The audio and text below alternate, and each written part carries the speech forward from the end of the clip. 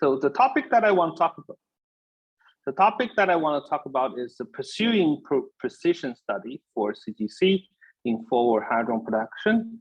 And so CGC has become one of the three pillars of EIC physics among the spin of proton and the and also proton mass problem.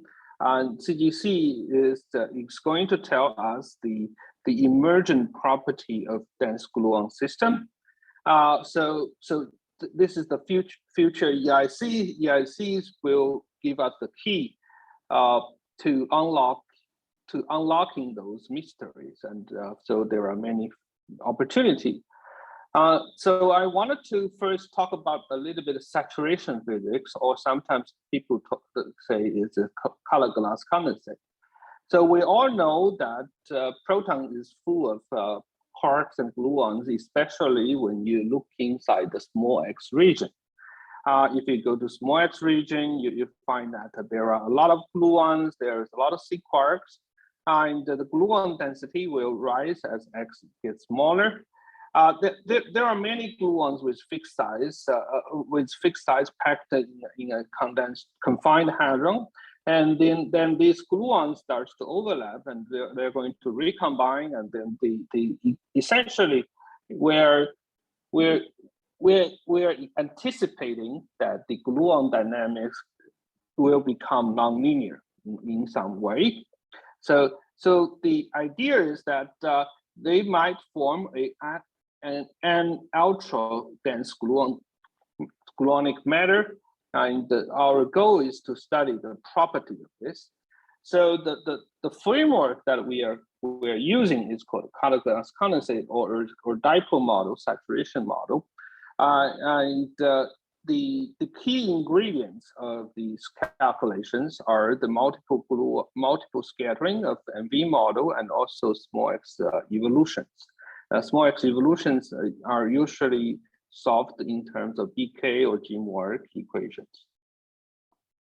So when we talk about the deeping matrix scattering, that actually there are two dual or description. The first one is called the Bjorken frame. In the Bjorken frame, the interesting thing is that if you calculate the F2 structure function, and then it is directly proportional to the quark densities. It is proportional to the quark density, and then the partonic picture is manifest. It's very obvious. It's very clear, and the saturation actually shows up as a limit of those Coulomb densities. On the other hand, if you change a frame, you change this frame into this dipole frame. If you look at the dipole frame, and then the dipole actually give you a different perspective. So in this case, the partonic picture is no longer obvious, because you no longer see the parton density anymore.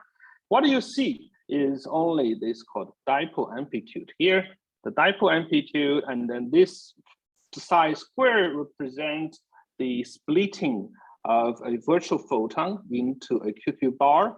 So that's the psi here, and then when you square the amplitude, and you get psi squared.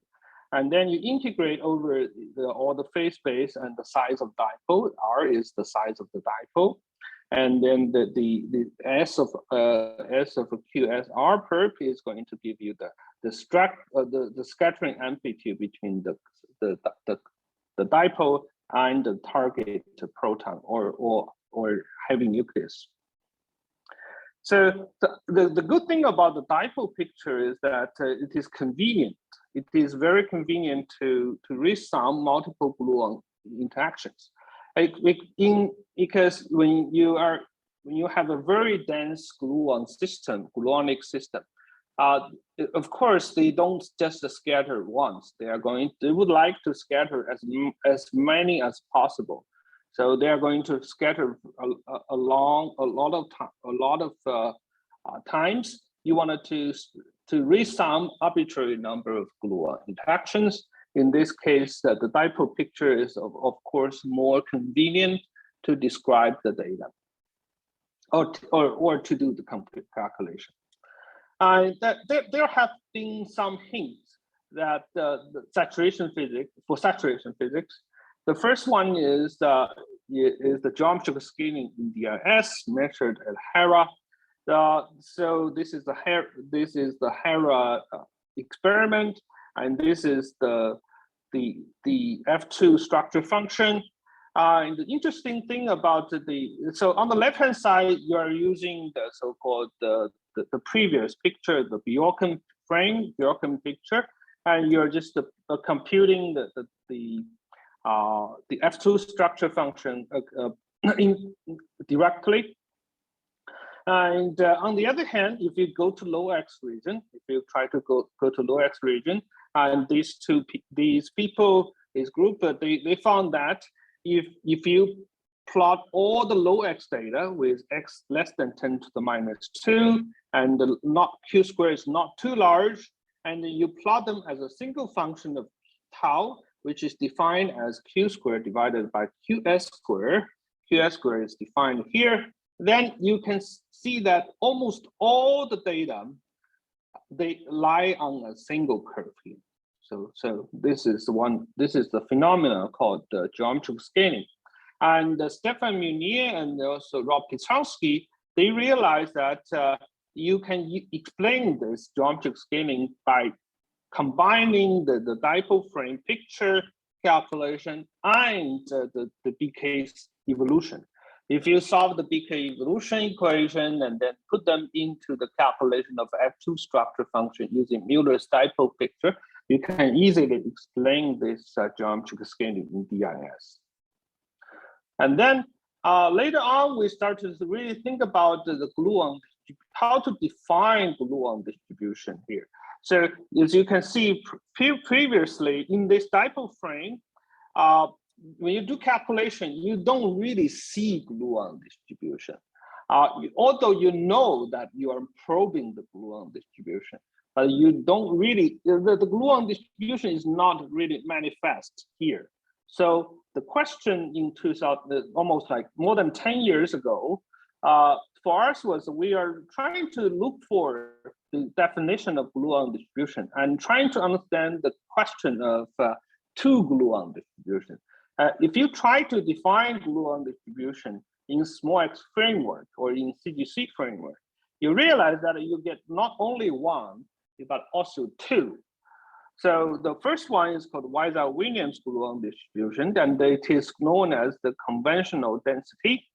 And it is corresponding to the number density of gluon with dependence on K-perp. So not only tells us the X dependence of the gluon, but also the K-perp dependence. How much? What is the typical transverse momentum of these gluons inside a heavy nucleus or proton? So in the meantime, there is another color dipole gluon distribution defined in the following way. The only difference is that they have slightly different gauge name here. So you see here is a plus, here is minus. So it means the U plus and U minus. This U plus means the future gauge name, and the U minus is the past gauge name. So yeah, if you have a 2U plus, that means you only have the final state interaction. You never have the initial state gate interaction. The past gauge link corresponds to the initial state interaction. And we also realized that these two gluon diffusion, they appear in different processes. And I also wanted to introduce the tool that we usually use. The tool or the language that we usually use when we deal with multiple scattering is the Wilson line. We wanted to use Wilson line, which reads some arbitrary number of gluon distribution here to define a dipole. This is called the color dipole when you square the Wilson line. And this dipole amplitude can be Fourier transformed into momentum space, and then this f of K-perp here is related to the second gluon distribution here in some way, and then it's going to tell us the information of the dipole gluon distribution. So so far so good. Any questions? I actually do have. So in the Okay. a couple of slides before the in the Bergen picture, so when you just simply calculate the DIS, then how the gluon distribution appears there? How the gluon distribution appears here? Let me see. You mean in this picture? Well, in the dipole frame? In the Bergen frame. Oh, in the Bergen frame. In the Bergen frame. Here, so you will have to first compute the gluon, and then gluon goes into quark and anti-quark, and you only measure one of the quark. That's or anti-quark, not so this is discussed in one of the Mueller paper in 1999, and then you can actually there's a lot of detail there. So the quark distribution in the low X region, because we're interested in the low X region. In the low X region, the quark comes from gluon splitting. And then you have gluon, you compute the gluon density first, and then it goes into quark and anti-quark. So I mean, formally here, this expression that you have here for F2 is just a leading order, right? The higher order corrections, and we'll bring in the gluons. Right. In the Bergen frame, yes. In the Bergen frame, yes. But you can read if you turn on the evolution, this can be actually this can include a higher order correction. Yeah, exactly. Yeah. Okay. All right. You. Sure. So let me move on. So here comes the second part of my talk. I wanted to introduce one of the process that I was interested in is the forward hadron production in PA collision. So this is a process that goes like this. So you have a proton, and then it goes. You pick up a quark from the proton, and then it interacts with the target nucleus multiple times, and then you let it fragment into a hadron. You are going to measure the hadron rapidity and the p-perp. That's the process that we have in mind. The leading order has been computed in 2002, not 20 years ago. The kinematic region that we're interested in is the region that Y is large. It's like larger than 2 or 3 at weak, even 4 or 5 at the LHC. In this case, then you realize that the X involved in the proton side is called X1 here. The X involved here is large. You are sitting in the valence region, and the target X2 is actually extremely small. So this process, this kinematic region, is going to let us study the saturation. So the cross section, leading order cross section is, of course, is going to proportional to the incoming quark distribution, and it also is going to depend on the fragmentation function. In the middle, it is represented by this F or F tilde, depends on the quark or gluon channel. It's going to tell you the dipole gluon density. It's going to tell the dipole gluon distribution. It is the Fourier transform of the dipole amplitude. By the way, the dipole amplitude in what I talked about before here is actually the dipole amplitude too. So it can be written as a UU dagger divided by this. So this is where you see the dipole amplitude. But we are interested in the PA collision at the moment. Okay, so we have the proton collinear PDF and fragmentation function, and then we're going to use this as a probe to study the small X gluon in the nuclear target site. If you try to consider a higher order correction, then you realize that things gets really complicated. So in 10 years ago, we studied the higher order correction, and we obtained the full next leading order correction. Then we realized what we do here is that we allow one extra gluon radiation. We allow one extra gluon radiation. This extra gluon, and also we consider the virtual diagram. So we take into account the real and the virtual.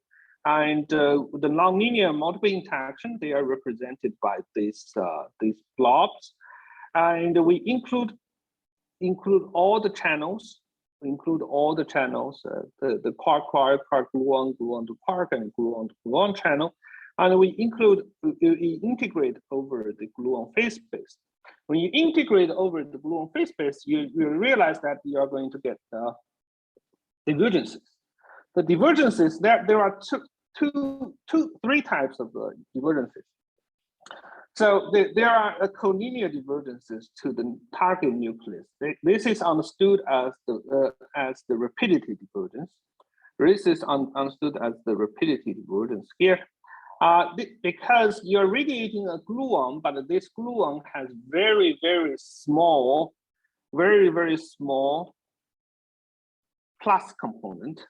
Then it means that because if you fix the KT of your gluon, if you fix the QT of the gluon, you realize that a QT squared over P plus is defined as a P minus.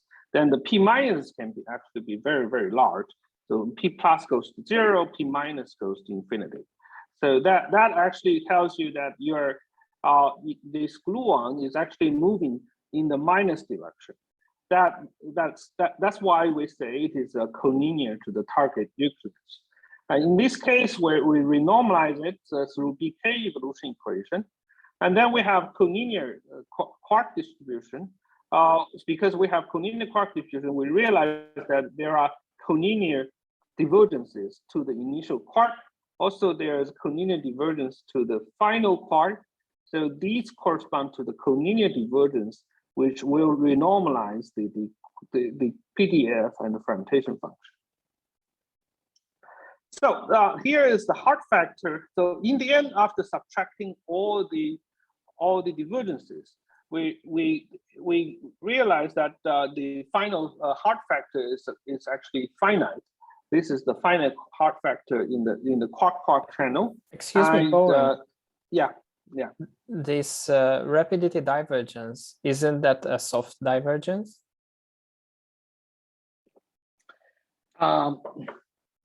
Well, it is not really soft divergence because of the following.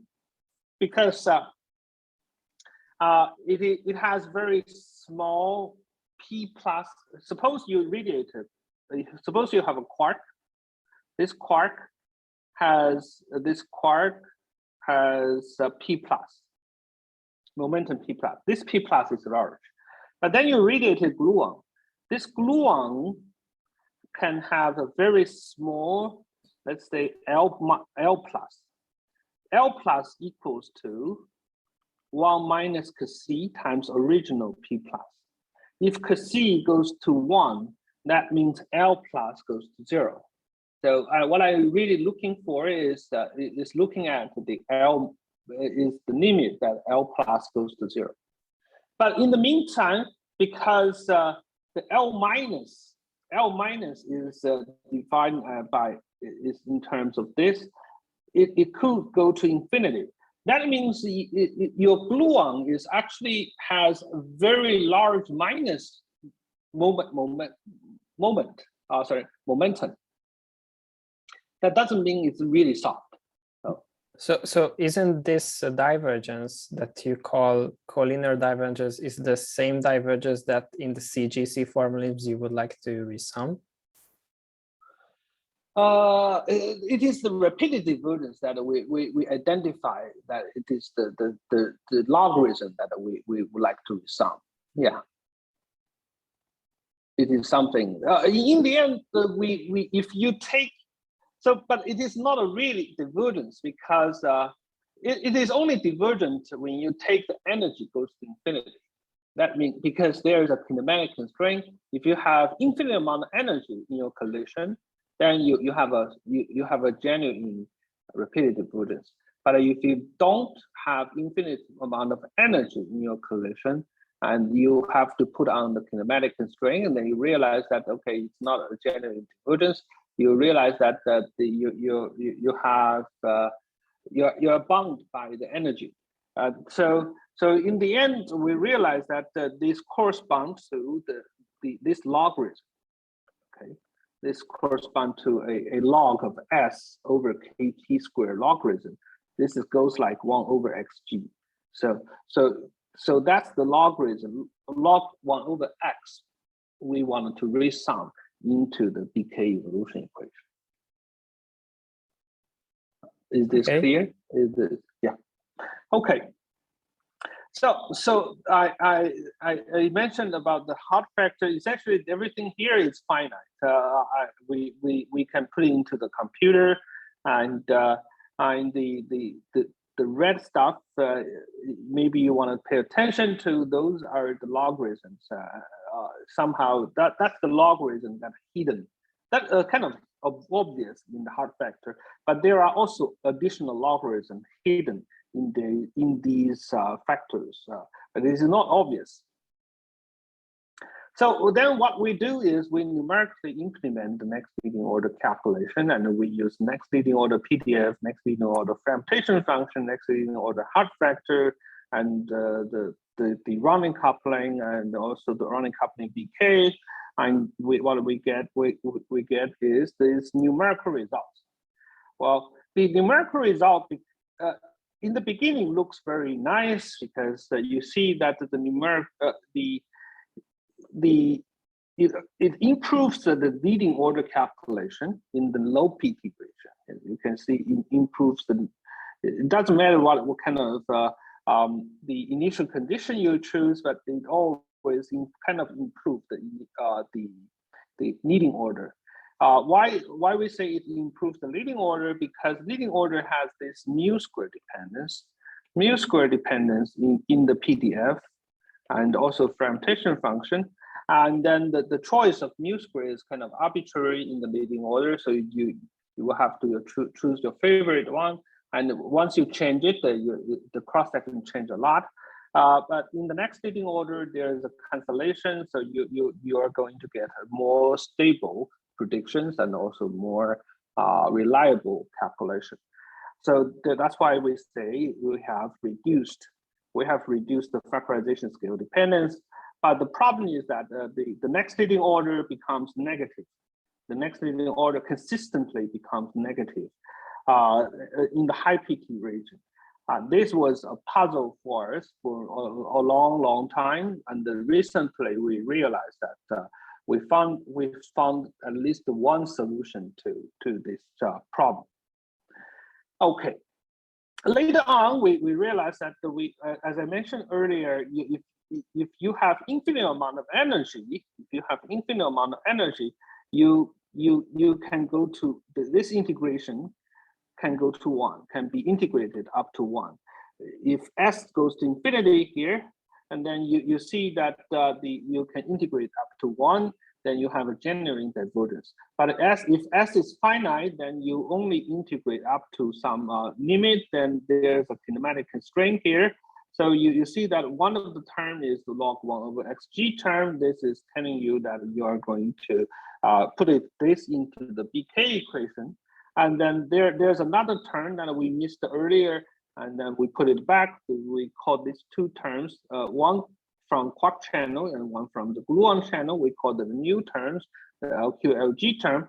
And these two improve the next leading order calculation a little bit, but we still have the issue of negative cross-section. So there has been a lot of discussion on how to solve this next leading order negativity problem. There are many papers. This is an incomplete list of papers that are interested in this. And what we realized that we propose is to stick to what we have before. We exactly only resum this RFS times log 1 over xg, and we wanted to stick to this. There are other solutions. There are other proposals. The other proposals, they don't necessarily resum this much of log 1 over x, but they might resum more. What our proposal is to stick to the current factorization we use. And the purpose is to find a solution and to work reliably to predict RIC and LHC data from low PT to high PT. And we wanted to really demonstrate that there is an onset of saturation. And we wanted to see the smooth transition from the dense region, low PT region, to the dilute region. Okay. Also, there are additional constraint or additional consideration because numerically it is very challenging to do the calculation with limited computing resources. So we wanted to optimize our calculation numerically. In the meantime, we wanted to solve this negativity problem. Excuse me, Bowen, I'm a bit confused about that. So you said when you do a fixed order, so in the second part of your talk, you're talking about like opacity-like expansion or higher twist expansion, right? No, it's not a higher twist expansion. No, it is a higher order RFS expansion. Higher order in RFS, nothing else. So because we're integrating, we allow extra gluon to be radiated. This is the result. Yeah. Just as so essentially your plot shows, right? Sorry, say it again. Just what your plot shows. Yeah, what my plot shows. So the leading order, for example, this is the leading order. This is the leading order. And the next leading order is this guy and this guy. So what we mean is that so we want to study the effect of if we add this next leading order correction to. But aren't these proportional with the nuclear density? Sorry, say that again. Aren't these terms are proportional? These next to leading order terms are proportional with the nuclear density of the heavy ion? Yeah. It is not proportional, but it is depending on the nuclear density of it's depending on the dipole scattering amplitude of between dipole scattering amplitude of the target nucleus. So then it is an opacity kind of expansion, isn't it? Opacity. What do you mean by opacity expansion? Sorry, actually, I heard of a lot of times about this term, but this terminology. But I really I do not know exactly the meaning of that. So maybe I can just clarify. Just to clarify, I mean, so the S2 here, for instance, is the dipole cross section. Right. Yeah.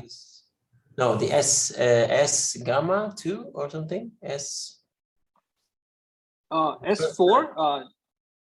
You mean this one? Let me see. This one? Yeah. Oh, it is SY. It depends on rapidity. SY, it is the dipole amplitude. Exactly. So to answer Adam, so the opacity expansion here would correspond to expanding SY, right? In terms of.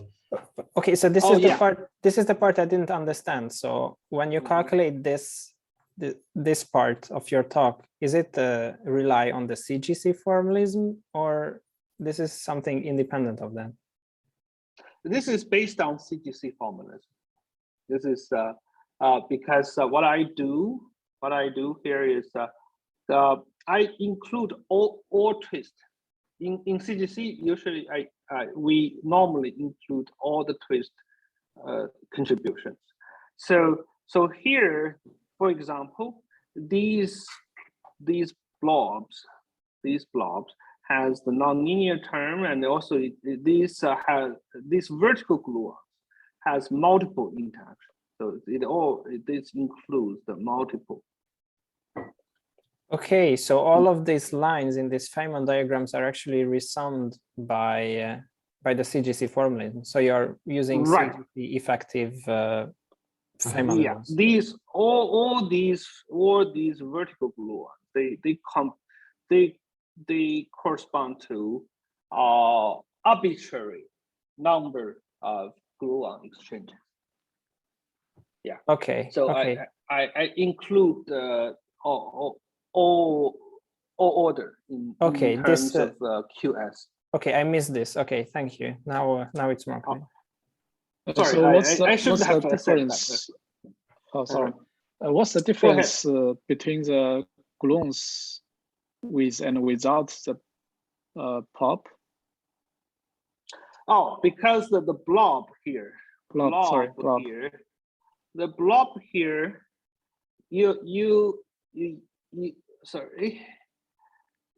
have for example, you have this, and then if you have a blob here, it has a non-linear multiple interactions. So the non-linear, why you have non-linear? Because if you have a nucleus target here, the gluon exchange can occur. Is you can have this, you can have that, and then you can have this again, you can have that again. So essentially, the target nucleus can interact with these two simultaneously. Yeah, in the simultaneously. That is exactly the reason. That is exactly the reason that we have S4 here. So it is S4. It means it is actually S2 in the large NC limit. It is product of 2S2 of S2 squared. Yeah. Okay, let me move on a little bit. So the idea for us now is to really find out the reason why this cross section goes negative. Eventually, what we believe is because of when we do alpha S expansion in the next leading order calculation. The only thing that usually the reason that caused the breakdown of alpha S expansion is because of the appearance of logarithms in certain phase space. What we can identify is the so-called the threshold logarithm. So what happens so first, what we want to do is to consider this calculation or consider the solution in momentum space, because it's extremely hard to do the numerical calculation in the coordinate space. That's just almost impossible. And we have to go to momentum space. Then we identify, we discover that there are a few hidden logarithms. There are single logs here and then double logs there.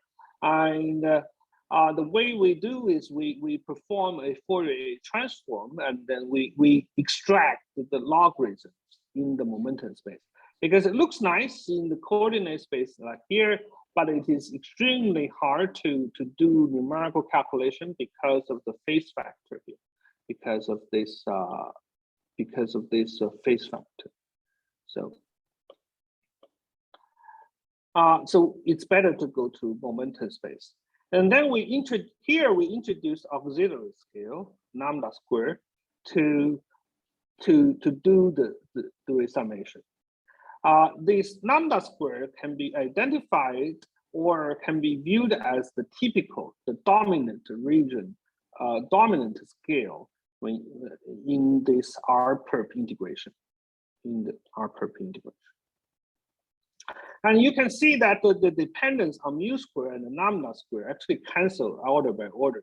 That's just that's just from QCD, because these are the auxiliary scales. If you can calculate this process in arbitrary number of orders or orders, there won't be any mu square dependence or lambda square dependence. But what we do, of course, we cannot do arbitrary number of order of calculation.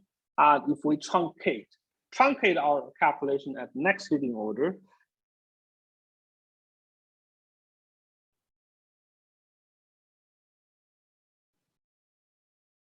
Hello? Oh. We lost you, Bowen.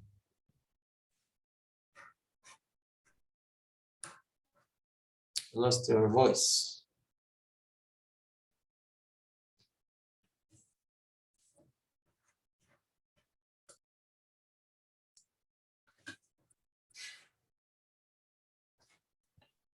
Yeah, but we see the screen. Maybe the earpods.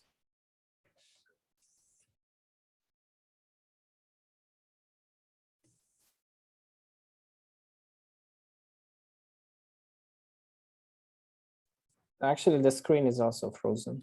I think everything froze here somehow. Oh. The network is not always reliable here. Okay, so where was I?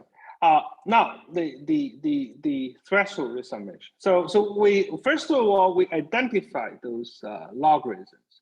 We realize that there are single log, double log, square logs, and we try to resum them. We also they belong to two categories. The first category is the soft log, Sudakov soft logarithm, and the other category is the so-called collinear part. And the soft ones, they have this type. They proportional to log k per square of a lambda square, and then or the log square of k per square lambda square, and they can be resummed through the Sudakov factor. And then we also have a collinear type logarithm. They always proportional to this Dieglab type. This is the Dieglab splitting kernel. This is the Dieglab. AB means quark, gluon, gluon, quark, and then you always have this. And so we found two ways to resum them. Either you can resum them using Dieglab reverse Dieglab evolution equation. By reverse, I mean you evolve your PDF from mu square to lambda square. That tells you if you try to resum them, then you resum this type of logarithm that corresponding to setting the mu square to lambda square in your PDF and the fermentation function.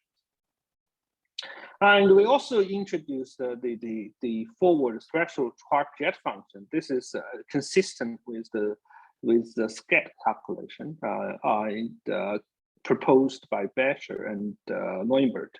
So physically, the auxiliary scale lambda square here is analogous to the intermediate scale in sket. So there are two formulations. There are two parallel formulations, and we stick to the first one.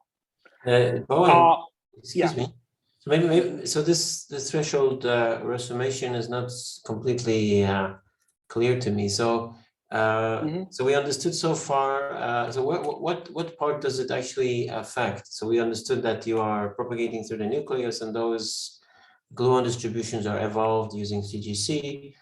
But right. Where does these threshold logarithms come in? Are they related to the splitting of a quark into a gluon? So it's basically related to the vacuum physics. So here, that's why what I was trying to say on this page. So threshold logarithms is a little bit mysterious. It is.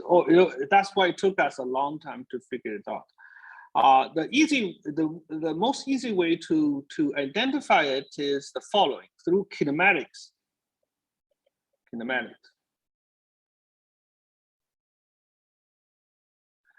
The following, because if you have a forward quark, and then you integrate, you radiate a gluon.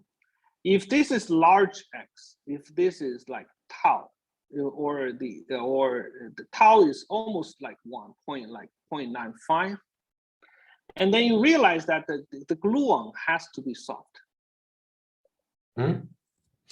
Because you have no phase space left for the gluon. Here, this is the exact case, because you have x1 here. X1 is close to 1. And then when you try to radiate additional gluon, then the gluon are forced to be soft in this case.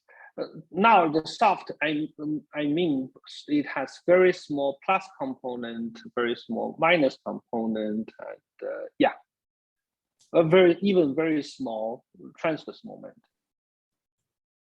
So it's a real soft, genuine soft region. So it's like energy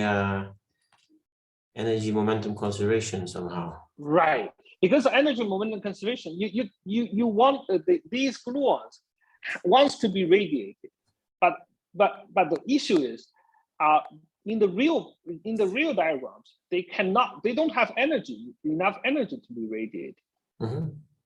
But in the meantime, in the virtual diagram, there's no constraint. Yeah. There is no constraint at all, right? And normally, if real diagram is positive, then the corresponding virtual diagram is negative, because real and virtual has to cancel. So that's something you see when you go to forward high PT region. When you go to really high PT region, when PT is large, your x1 is approaching 1. And then you wanted to radiate a soft gluon in this region, and then the real diagram, the real emission is almost forbidden, but then the virtual is always there. So that's why you have a logarithm coming into your hard factor. That is why what we believe is the origin of the negativity. But I mean, your PT there is what is it? It's the PT here is the K plus U or something. So that PT is the transverse momentum, yeah. Is the transverse momentum of the measured hadron. Right. So you see x1 equals to PT divided by z, and then maybe divided by square root of s e to the y. Okay. If PT is really large and y is positive, you see that this goes to 1. Yeah, I remember. Yeah. So now this gluon has to be soft. When you have soft gluon, you always have this double logarithm. Yeah, and this is a soft gluon is the origin of the threshold region, threshold logarithms, and of course, there could be a collinear gluon as well. When gluon becomes collinear, that gives you the collinear log. But that's the only single log. But the double log always comes from the. So basically, in effect, you get a pseudo-conform factor that prevents you from emitting hard gluons, so that you will violate the somehow energy momentum conservation somehow. Of course, we considered we put in the energy momentum conservation exactly that tells you that you have a constraint. You are cutting off all the real phase space, but there's nothing changed in the virtual phase space, virtual diagonal phase space. That's exactly what happens. Yeah, I mean, so you can do probably this for one gluon, you right, but yeah, I guess Sudakov appears when you, of course, resum. Oh, right. So then the next step is first you consider one gluon, and then the Sudakov factor, exponential factor, comes in when you have arbitrary number of gluon radiations.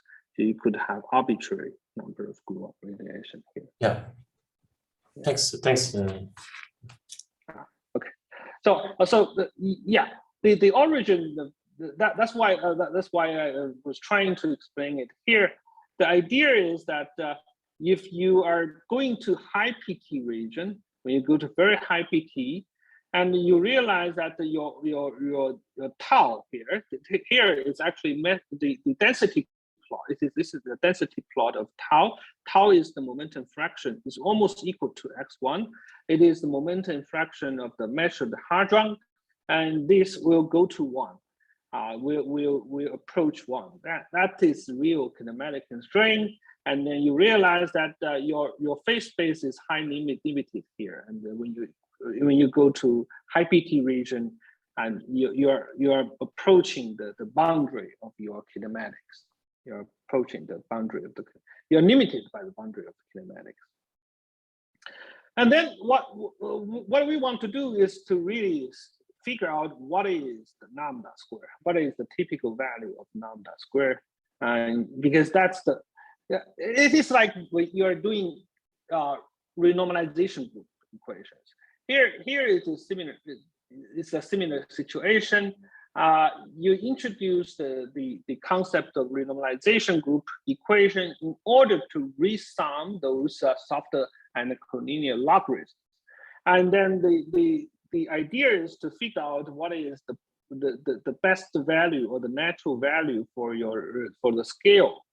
The scale now, what we found interestingly, it is actually is similar, analogous to the CSS formalism. And this the result is here. If you look carefully, you see that it is actually almost identical to the CSS formulas. If you replace this value by Q squared in CSS group. So the idea is now is to find out the natural value for the lambda square, and then resum those large logarithms correctly, and then you do the numerical calculation again. I wanted to skip this because we are kind of running short of time. This is the final result for PA collision. As you can see, for many different rapidity region here, 2.2, 3.2. And 4 and LGC are resummed, our threshold resummed formalism can describe the data very well. We have a very nice agreement with the data, and this is comparison with the very new LGCB data again. But we can not only describe PLED and also PP and RPA. The agreement with data is quite impressive. Again, we also can calculate the PP spectrum and even central rapidity PA. As you can see, in the low PT region, you can really describe the data quite well. But in the high PT region for central PLED, or this is central PLED, yeah, central rapidity PLED, and things gets a little bit complicated here because we realize that in this region, the XG is going to approach 0.01. We are actually sitting outside. We are actually starts to see contribution from large XG region. That means the CGC framework is kind of like is not working anymore. So we believe this is the reason that we no longer describe data in the central rapidity region for P-led collision. And also, we can even compare with the very high 13 TeV data in the measured in PP collision and the forward rapidity. The agreement is also quite nice. So the why the threshold resummation works, there was always a question. So what we believe is the negativity, the negative cross-section appears under two conditions. As you can see, the negative cross-section comes in two conditions. You need to have the PT much larger than the saturation scale, which is the density, the characteristic scale of the high density gluon, in order for this threshold logarithm to take over. And we need to go to sufficiently forward rapidity in order for this the kinematics to come in, the kinematic boundary to come in. However, if you go to forward rapidity at y equals to 4, you will not see negativity comes in because simply QS is too large. When you go to very high PT, you already approach the boundary of the kinematics. So in this case, the QS is quite large. It's like it's probably 3 GeV or 2 or 3 GeV. But the PT is can be only as large as 2 or 3 GeV. So that's why in the gold at star you don't really see that the negativity. So I will skip this because this has been mentioned a little bit before. That's just telling you the applicability and the range of validity of CGC calculation. We have to only focus on the low X region. We cannot go to really high X region. So this is a summary of this next leading order calculation. We spent a long time thinking about this problem. It is quite hard because first, numerically it's challenging. Second, it is because the logarithms are very hard to identify. Third is the theoretical framework to do the threshold resummation is not easy to find out. It took us a long time to find out a proper resummation framework to do those threshold resummation. So the idea is that I think that now we're approaching the precision test of saturation physics, and both at RIC and HC, we're aiming for a global study for analysis for CGC, including PA, and also we're trying to think about calculation in DIS. Now I have a few pages to discuss the digest asymmetry, but I guess since you have already invited Yoshi to talk about it, I will just leave it here, right? Because in case you're tired. Okay. All right, let's see if you have any questions. Yeah, so first of all, thank you very much for your talk, Bowen. Thank you. Clap is from everyone. Yeah. Are there any questions then? Yeah. Hi, Bowen. Can you remind me the definition of threshold? Is it the tau? Can you say it again? I remind you what? The definition of threshold. A threshold, definition of threshold. Yeah, is The it definition that it is the following. There are actually, so yeah, that's a very good question. The definition, what is definition of threshold? So the threshold that we have in mind is kinematic threshold. Kinematic threshold. Mm-hmm. threshold. And there are, if you look at the kinematics, if you have a quark coming, and the quark initially have x moment, and then you measure this quark goes into a hadron, you measure the hadron tau. And if you figure out, and the splitting is c, and this is 1 minus c. So you will see that there's a relation, tau equals to x times c times z.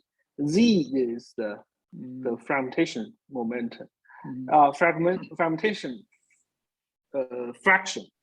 So you see, this is the hadron. And then you have x, you have c, you have z. Okay, x is the parton momentum fraction, c is the splitting, and z is the hadron fragmentation. You see, tau is less than 1, and then the x must be less than 1. C is less than 1, and z is less than 1.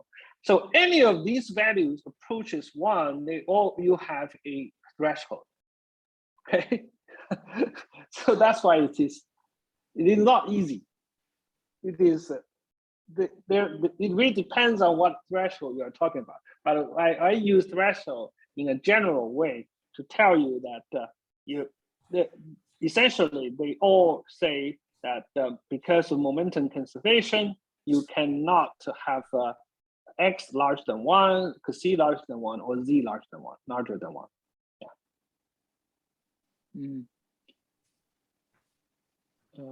Yeah. Is this clearer now? So to me, the threshold means some boundary of the kinematics, right? Yeah, it is the boundary of the kinematics. And what do we mean the resum the threshold? Threshold. Because of the following. When you approach the threshold, for example, when c goes to 1, then this gluon is soft. Okay, this gluon is soft, and the transverse momentum is also soft. Whenever the experience is that the lesson is that at least I learned is that whenever you have a soft gluon, you always have logarithm in your hard factor. Whenever you have a soft gluon radiation, you always have a logarithm, or usually it's double log. Yeah, that double log is coupled because the longitudinal integration and the transverse momentum integration is always coupled together. That is why you have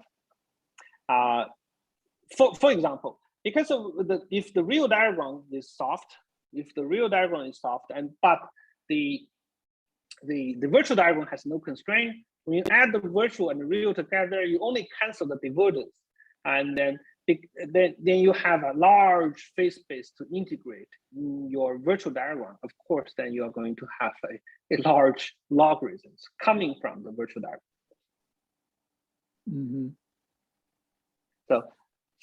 So in total contribution, when you go to threshold region, you realize that there are many soft gluon radiations, and those soft gluon radiation will have logarithms. And that logarithm is going to cause you trouble. Yeah, that's why we're trying to resum those soft gluons.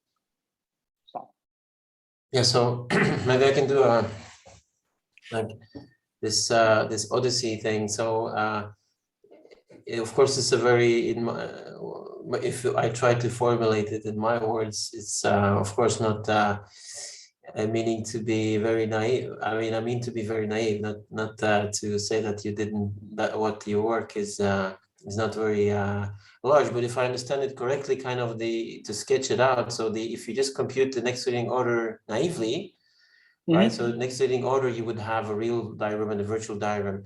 And basically why the next leading order term or one loop result goes negative is because the virtual term starts dominating over the real one. Yes. Right. So you basically, then you basically that. And then what you realize, and this is what took a long time and to do it in a proper way, is basically that instead of just having this next leading order term standing there all alone, you should basically exponentiate it. Instead of writing 1 minus alpha s something, you should exponentiate it. And in this case, you will always have a positive function. Is that? Yes. Yes. That's very the naively. way to. That's the key essential idea of what we did. Right. But it took a long time to identify which phase space and which diagrams to actually exponentiate, right? Yeah. So essentially, you have this. 1 minus alpha s times a logarithm. This log can be double log or single log. But this one, if this is larger than the combination of this is larger than 1, then you have a trouble. Yeah. Right. And then the solution is to write it like exponential alpha s times log. Then you have a nice and positive thing. Yeah. But the issue is that not all the diagrams give you logarithm, and then there are something that you don't exponentiate, and how to properly exponentiate, how to use a framework theoretical framework to exponentiate. It's not easy, but the idea indeed is exactly what you said. Yes. Yeah. I have a question to the applicability of this calculation. So, what I don't exactly understand that. So traditionally, how people do the calculations, and that's not that factorization that you used in the beginning. That you have PDFs or nuclear PDFs, you have hard cross sections, and then you have like the jet fragmentation and the quenching of the jet fragmentation and this hadronic fragmentation. So that's like the traditional way. But in the CGC formulas, you don't exactly use the same because you have this dipole function, you said, and then in the end, you have, again, a hadronic fragmentation function. So what I don't exactly understand that, is there a way to use your results as input for the nuclear PDFs?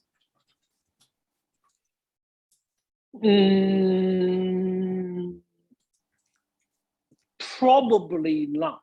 Probably not. The reason is the following: the nuclear PDF approach assumes that still you work in the collinear framework.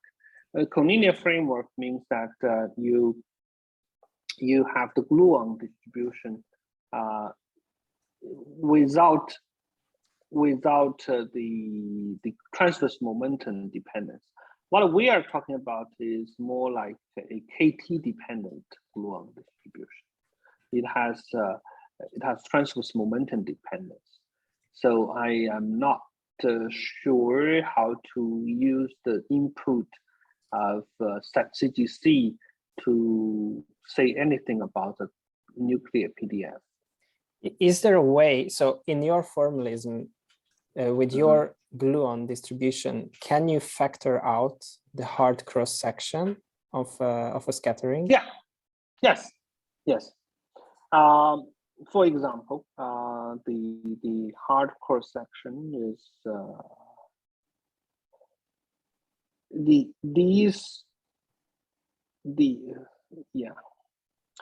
For example, in this calculation, what we can, if you go to the region that a KT is large, but not too large, if you go to the region that KT is order of QS, but they both are very much larger than lambda QCD, you can see that there is a factorization of the PDF fragmentation function and the dipole scattering amplitude, and also the hard part.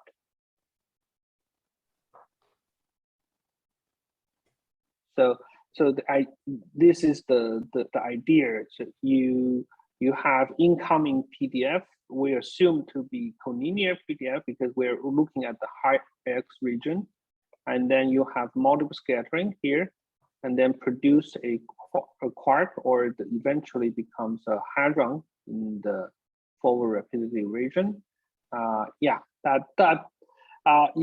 This part can be factorized. Yeah, there is a factorization can be built, can be argued and also shown. One interesting thing about our next leading order calculation is that you demonstrate that next leading order works. Also, the factorization also works. Because you go from the zeroth order and you go to next leading order.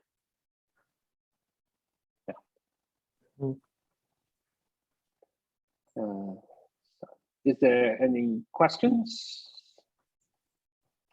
So I guess this is maybe a naive question. So again, if you would, for instance, do you think that there is any added value or a possibility or any other aspect, for instance, instead of measuring a hadron at high PT to measure a jet? Is that something that could give you some additional information or remove some of the uncertainties on the hadronization and fragmentation functions and stuff like that?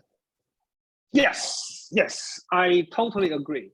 There is some added value to do a next leading order jet calculation. Essentially, I didn't mention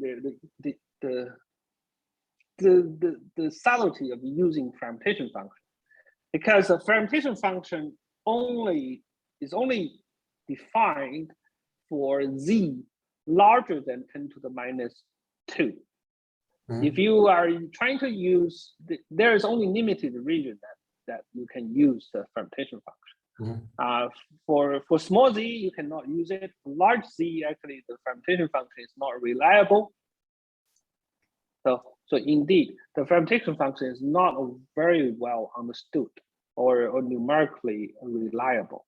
So if you replace it by a jet, that will remove a lot of uncertainty. On the other hand, if you look at the jet, then you will not typically jet has like 20 GeV, at least 20 or 30 GeV, or even 40 GeV. Then the saturation effect is no longer that strong anymore. I have been working with my student. I have a student, and he has almost finished the calculation for jet production. You would think that the jet production, forward jet production, and next leading order is easier or similar to hadron production. Actually, it took him a long time. I think it's more than a year to figure this out. because when you define jet, then the calculation is much harder than actually hadron. Because you have to remove part of the phase space.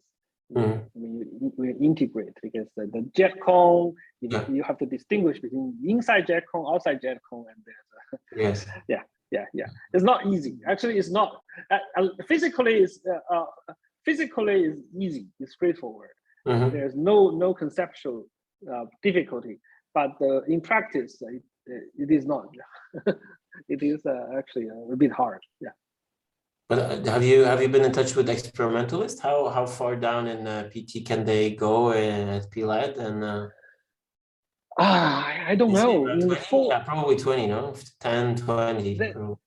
We will have to ask the experimentalist, because it's the following.